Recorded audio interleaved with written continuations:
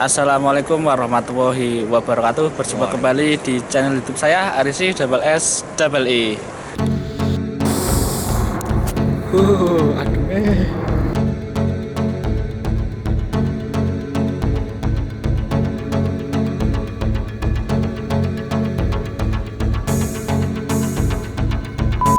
Oke, teman-teman, di video kali ini saya ditemani teman lama saya nih, teman lama Masya ini. Allah, teman lama. Namanya siapa Kang? Jenengan Kang? Nama saya Purwanto, asal dari Cilacap.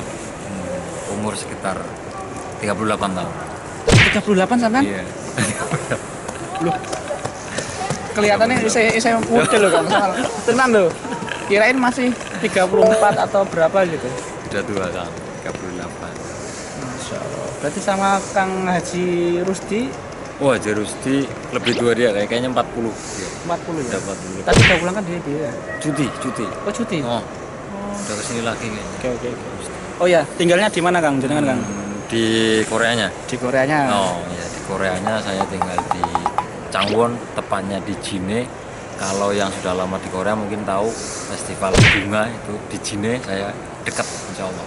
Weh, aku belum kesana Kang. Ya, insya Malah Allah. sampean balik gimana ini? Kapan-kapan boleh ke sana, dan mungkin dari masjid di Jine juga ada masjid namanya Masjid Sunan Kalijogo. Itu kalau naik bis sekitar 20 menitan sudah sampai. Itu haltenya dari masjid juga dekat banget. Dekat banget juga sih. 20 menit ya. Jalan kaki nggak nyampe 5 menit, dari halte ke masjid. Oke, iya. Ini luar biasa ini. Masya Allah. Terima Oh iya. kasih, terima kasih. Ini datang pertama kali ke Korea tahun berapa Kang jenengan Kang? Wah, saya dulu pertama kali ke Korea saya tahun 2012 bulan 10 tepatnya, kalau nggak salah itu tanggal 10. Dan saya pertama kali datang itu di daerah Incheon, kalau teman-teman menyebutnya di daerah atas karena ada daerah bawah juga Iya, ya. Selama 4 bulan saya di Incheon, tepatnya di Gang Sogu. Kang Sogu. Gang Sogu. Oke. Gubuk Sijang apa Gubuk Sijang? Gubuk Sijang. Iya, kalau iya. Gubuk Sijang. Oke. Jadi 4 bulan memang karena ya biasalah, namanya cita-cita yang pertama dari Indonesia, kita cita-citanya sebenarnya pengen ke Korea. Iya. Tapi setelah ke Korea kita kalau ketemu pabrik dengan nggak ada lemburan pasti biasanya kita minta pindah. Iya, Selang 4 bulan memang nggak ada lemburan, ya ada cuman nggak banyak. Saya ngomong pindah pabrik sama sajangnya langsung. Karena banyak juga pabrik yang sajangnya ikut atau bosnya itu ikut kerja, dan ada juga yang sajangnya nggak ikut kerja, kan ada. 4 bulan saya pindah, dan alhamdulillah saya punya teman dulu, satu prelim, satu Cilacap juga, ya ada di Changwon. Saya menuju teman saya di Changwon karena dia sudah senior. Saya nggak tahu apa-apa sebenarnya dari Incheon ke Changwon. Ke Changwon. Nah di Changwon saya alhamdulillah nganggur selama 1 minggu lah. 1 minggu saya langsung ke pabrik perburuan di Changwon juga, tepatnya di daerah Unggong. Sampai saat ini ya, Pak? Sampai tahun 2017 kan kontraknya 4 tahun 10 bulan. Saya pulang tahun 2017, dan 2017 itu saya di rumah selama 1 tahun, ikut tes CBT lagi, dan itu persaingan ketat lagi juga. Karena dulu pas pendaftar dari peserta ujian itu sekitar 3.000 orang, dan diambil cuma 300 orang. Dan alhamdulillah saya bisa berangkat lagi ke negeri Ginseng ini. Iya. Oke, ini saya mau tanya tentang dulu jenengan kok mau kerja ke Korea Selatan, itu apa yang jadi daya tarik sampean mau ingin kerja ke Korea Selatan kan? Ya memang daya tarik pertama memang ada teman-teman yang sudah pada kerja di Korea itu katanya itu gajinya menggiurkan. Iya, oke. Pertama dari gaji. Iya. Pertama dari gaji sangat menggiurkan katanya. Ada yang dulu tahun 2012 UMR-nya masih kecil lah. Ya memang benar. Ya kalau dulu besar loh Kang. Ya Kalau dibanding dulu ya. Iya, maksudnya ya dibanding dulu. Iya. Oke. Apa yang jadi tarik dengan mau ke Korea itu dulu? Ya, itu pertama saya ingin memperbaiki ekonomi karena memang dulu kerja saya dulu basic saya memang kerja di Cikarang, cuman di Cikarang itu di Indonesia ya tahu sendirilah kerjaan terus tapi gajinya nggak sesuai dengan biaya hidupnya, jadi nggak seimbang intinya. Iya betul. Kalau di Jakarta gaji sekian, gaji sebulan buat makan sebulan itu paling ngumpulin cuman berapa, jadi untuk masa depan kayaknya kita nggak ada lah. Kalau di Korea katanya gaji gede, ya minimal kita bisa apa? Kalau sudah ke Korea kita bisa punya rumah ataupun punya tanah-tanah sedikit lah ya. Iya. Kalau 5 tahun 1 tahun 4 tahun 10 bulan kita habis kontrak. Iya. Itu motivasi saya pertama ke Korea dulu, tahun 2012 silam. Iya. Terus cara belajarnya jenengan ini pas waktu itu kan masih di Cikarang ya atau gimana? Jadi memang ya cerita pengalaman saya saja dulu ya. Jadi ya dulu saya kerja di Cikarang. Cikarang itu kan namanya ada yang shift 2 shift, ada shift 1 itu pagi, shift 2 itu malam. Berarti kan istilah di sini yagan juga. Ya, istilah Koreanya yagan jugan. Kalau sudah paham dengan bahasa Korea, yagan jugan. Yagan itu malam, jugan itu siang, pagi. Itulah terus saya tertarik ikut belajar. Si malamnya kerja, siangnya belajar. Ya ternyata memang ya kurang efektif lah, karena kenapa saya bilang kurang efektif, memang keadaan belajar itu kan harus tenang dan tenaganya banyak ya. Iya. Saya merasa capek gitu. Tapi tetap saya paksakan karena saya pengen cita-cita memperbaiki ekonomi, saya tetap belajar. Fokus ya. Tetap fokus. Tapi selama 1 bulan itu kan kurang lebihnya itu ada pendaftaran tes dan saya memberanikan diri untuk tetap ikut. Iya. Tetap ikut tes. Nah memang hasilnya kurang memuaskan. Saya pertama ikut tes tahun 2010 kalau nggak salah, itu nggak lulus. Nggak lulus nilainya berapa itu kan dulu sana? Nilainya dulu saya cuma dapat berapa ya, 120 kalau nggak salah ya. Oke. 120 nggak lulus. Berarti yang pertama itu tahun 2010. Ikut tes. Jenengan ikut tes.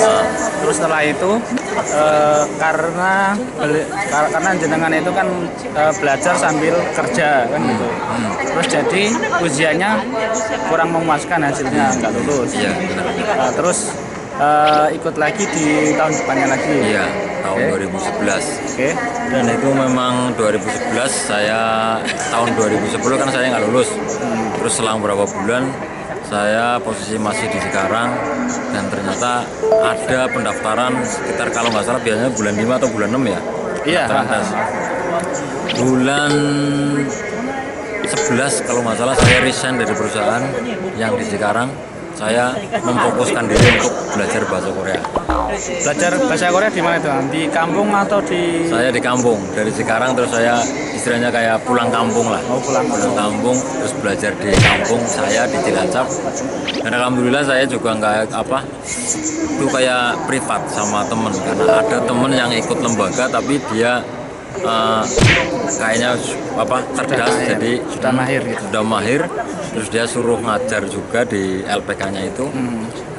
Itu karena teman dekat, saya suruh belajar di rumahnya saja, kayak sejenis privat lah. Oh iya gitu. Oke. Privat. Dan selang berapa bulan, 1,5 bulan kalau nggak salah ada pendaftaran tes dan alhamdulillah saya lulus. Ya memang belajar bahasa Korea itu nggak semudah apa yang kita kira ya. Iya. Saya yang saya jalanin dulu ya, belajar sama temen, dari saya belajar habis duhur nyampe asar, kadang nyampe jam 5, nyampe jam sebelum maghrib saya belajar. Dan malamnya saya tetap fokus. Ya memang penting banget untuk kosakata, itu memang harus kita dasarnya. Memang ditarget sama teman saya itu satu hari itu harus hafal 20 suku kata. 20 kosakata. Harus hafal itu. Dan memang harus berulang-ulang. Ini. Jadi memang kadang saya latihannya itu biasanya sama megang barangnya. Iya. Ini apa di bahasa Korea. Dan alhamdulillah saya hampir sudah mantan menguasai lah suku kata, kosakata gitu. Berarti sampai langsung setelah kegagalan itu jenengan langsung ikut ujian lagi. Iya. Nah, terus nilainya berapa Kang jenengan Kang? Wah, alhamdulillah memang saya menurut saya memang saya kerja keras dari malam pagi saya belajar terus, dan itu nggak cukup dengan cuma belajar, malamnya juga saking pengen saya tetap berdoa, malamnya bangun untuk sholat tahajud, memang saking kepenginnya ya. Yang namanya keniatan itu kan harus disertai dengan usaha dan doa. Iya. Dan alhamdulillah saya ikut tes, saya mendapatkan nilai 192 dari total 200 posin. Masya Allah. Wah, itu kalau sudah salah 2 itu berarti kalau mau tidurnya itu Kang. Nggak, ya sudah ayem lah. Enggak kepikiran, wah aku lulus nggak ya. Beda dengan yang nilainya 160 atau Pas-pasan lah ya. pas-pasan lah, itu masih gunjang ganjing Iya, itu. benar. Kalau untuk salah 2 itu ya sudah tidur. Pede lah, Ya, pede pede. lah.